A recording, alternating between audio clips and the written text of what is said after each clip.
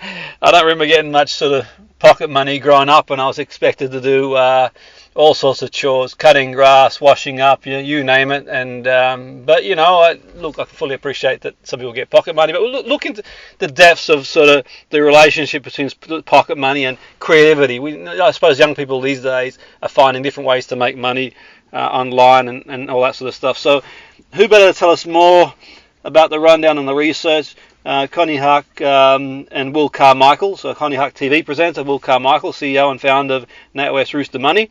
Welcome to the show. Great to have you on board. Hi. So thanks for having us on. No, thanks for coming on board. Can you give us a bit of an insight, Konnie? What's the sort of rundown? I mean, obviously, yourself, TV presenter and all that. You got your finger on the pulse. And what's sort of happening here in terms of sort of young people and pocket money and that motivation to sort of get out there and make some money for themselves? Well, what we found as our top finding was fewer parents are giving their kids regular pocket money each week, and it's going slightly down in value.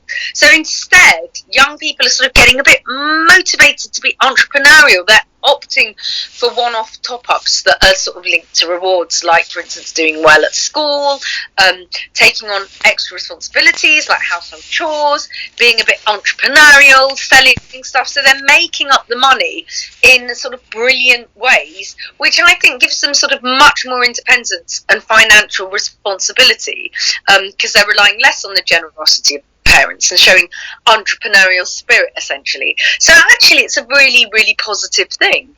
No, absolutely, but I mean, it's the other thing too, Konnie. Some of the parents out there, I'm sure, sort of. I know, obviously, a lot of people are struggling in the world that we live in today and that sort of stuff. I know that's a topic for another day, but do you think that's sort of down to? I'm guessing there's a bit of both, really. I think we all want our sort of children to have that entrepreneurial spirit and understand business, but the other side to people are just generally sort of struggling to find that sort of extra cash, really, to sort of to give pocket money. What's your take on? Yeah,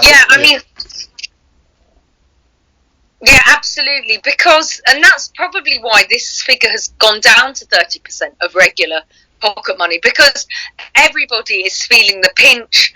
The household budgets, purse strings are being tightened, and so that's why it kind of makes sense to, instead of, taking the car to the car wash, getting the kids to wash it, and then you're saving the money of going to the car wash, and then you're also giving your children a bit of income. There's nothing wrong with a bit of child labour, and it's such fascinating reading, actually, this pocket money index.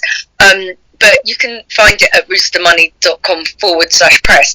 But you can see stuff like the breakdown of how much different pet care is earning for children, what children are doing as their extra side hustles. I remember I had a Saturday job from as soon as I could, but I was really surprised to see that the paper round is still in there, because you think of newspapers as a thing of the past, essentially. But it really makes for fascinating reading. And as a parent, I found it really, really interesting from the perspective of comparing what we do as a household to what other households are doing.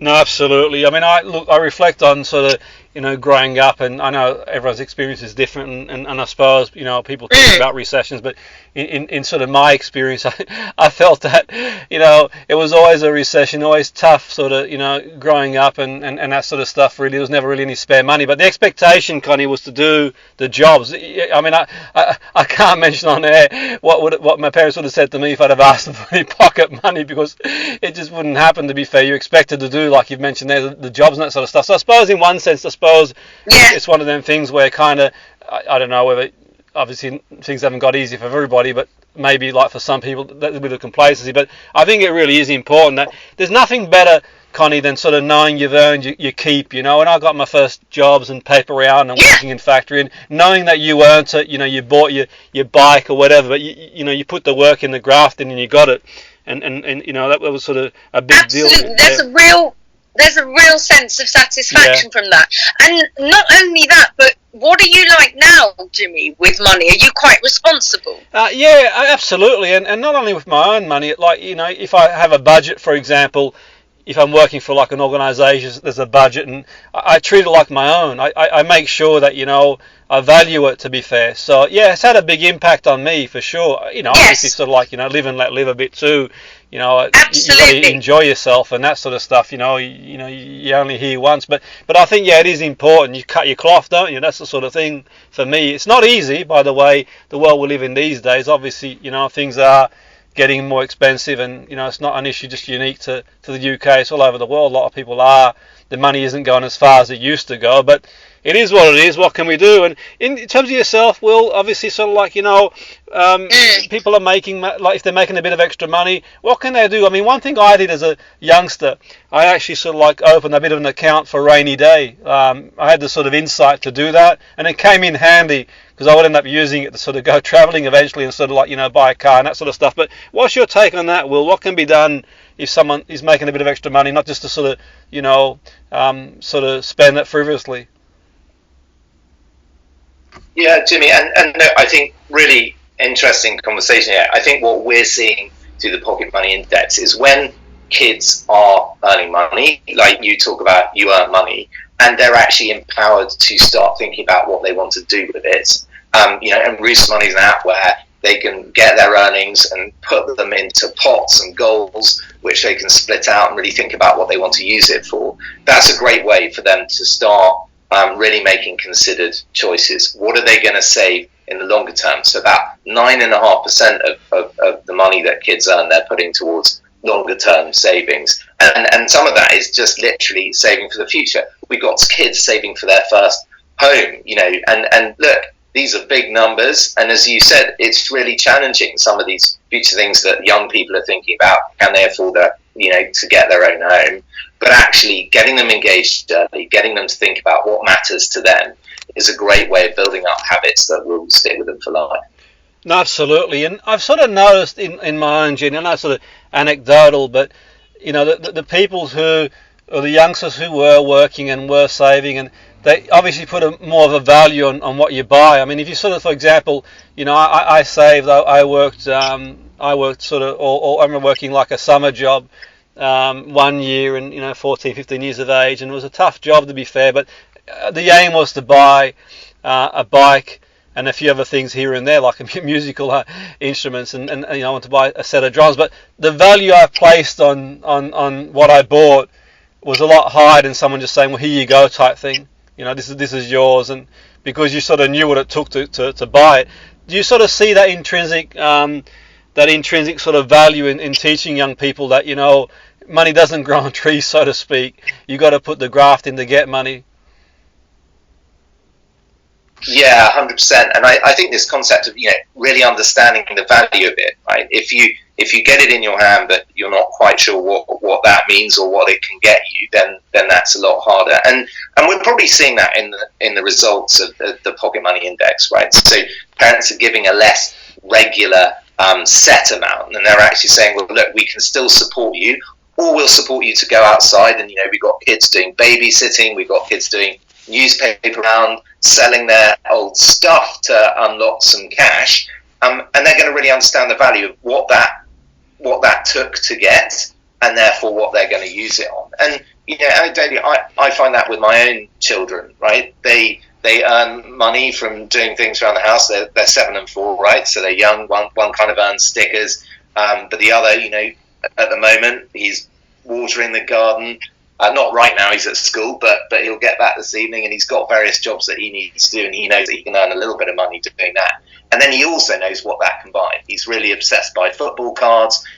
He knows what he can get with that. He's also putting some money aside because he'd really like to get a video game. And he knows exactly how much those things cost and how long it's going to take him to get there. And yes, it's not saving for the longer term future, but at least he's starting to build out those habits. No, absolutely. I suppose my final sort of question is the flip side to that.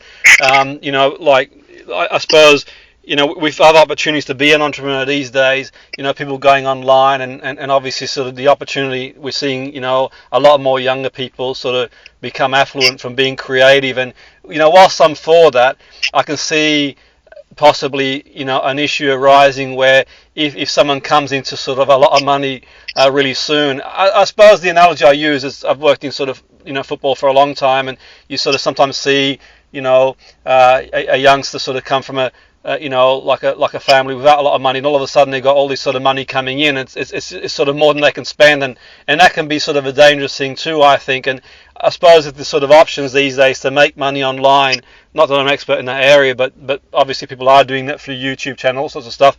What's your take on that? Is it important for people who do sort of break through? I know it's a small percentage, but it's a big enough to sort of cause problems in terms of financially. What's your take on that? If they do come into sort of a bit more money than they expect to, what can they do then? So another great question, and my son is hoping to play for Arsenal. I'm highly supportive, and he's thinking indeed what that might mean if he becomes a footballer. And as you say, people can come into big earnings. I think by starting really early and having the conversations, you start really engaging with what you can do with your money. And life's unpredictable, right? You might win the lottery, you might become a footballer, there might be an event at home which means you can't work. What you can do is develop kind of confidence and financial capability to take that on and think about how you approach that. And building those habits early around what you say, what the value of things are, should set you up much better for some of those things that come down later in life. No, absolutely. No, I really sorry, Connie. Yeah. No, I totally agree. I was just going to say, if you are shaping sort of your values and your morals and how you treat money and how important you think it is from an early age, even if, I'm talking the primary school years, even if you're quite young and you come into money, you'll still be responsible with it as a young adult, because everything that strikes you to your core in those really formative primary years, you take with you through life. And so it's just important to get that mindset and that sort of responsibility to children sort of when they're young. No, absolutely, 100% for sure. And I think sometimes, we don't appreciate the value of a life lesson until we sort of, I think experiences are what sort of mold and, people as well. I mean, you can tell, a young person logically, but I think until they experience it, that's a whole different learning life lesson in itself, to be fair. But it's been really great speaking to you both, Connie and Will. Good luck to your lad, Will. I hope he goes on to play, for Arsenal. And they could have they could have done with him this season. You got close this season, but just not over the line, unfortunately, for Arsenal. But there you go. Thanks for coming on board the show, and have a great day, and wish you all the best. Thank you. Thank you. Thanks. Cheers, Jimmy.